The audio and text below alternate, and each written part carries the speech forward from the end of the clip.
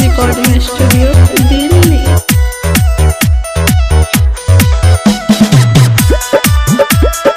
Music by DJ Ritesh Babu. तारा चिंता ना बा कोनो यार, करे धक धक करे साहमार एहो। तारा चिंता ना बा कोनो यार, करे धक धक करे साहमार। जान जल्दी से आओ मामला के सुलझाओ, जान जल्दी से आओ मामला के सुलझाओ। निक तनी को ना लागताटे, अरे भाई के सब काम कहल बाटे। पांचवा में शादी तय भइल बाटे, भाई के सब काम कहल बाटे। पांचवा में शादी तय भइल बाटे।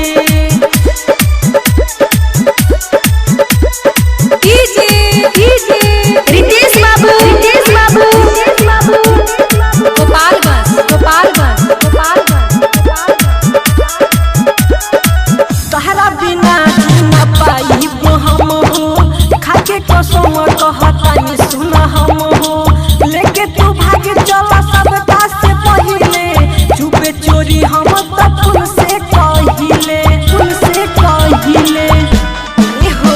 हाँ तहरा बिना जीना पाई हम हो, खाके कसम कहतानी सुन हम हो।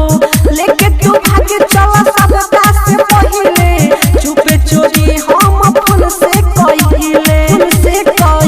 होता बड़ी परेशानी लागे जहर जैसे पानी, होता बड़ी परेशानी लागे जहर जैसे पानी। नेता सब ठाइन घूमताटे, अरे भाई के सब काम कहल बाटे। पांचवा में शादी तय भइल बाटे, भाई के सब काम कहल बाटे। पांचवा में शादी तय भइल बाटे। माँ सरस्वती रिकॉर्डिंग स्टूडियो दिल्ली।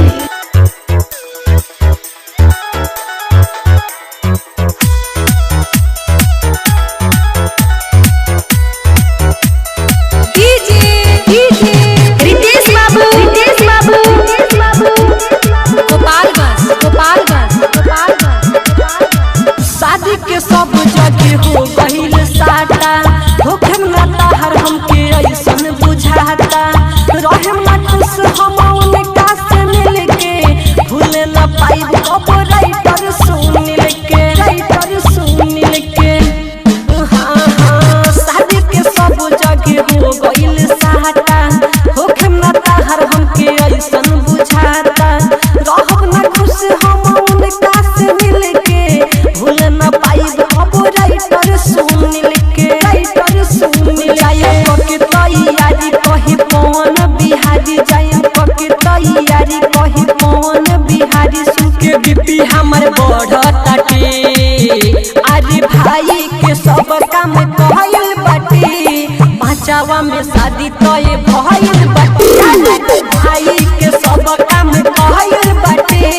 पांचवा में शादी तय भइल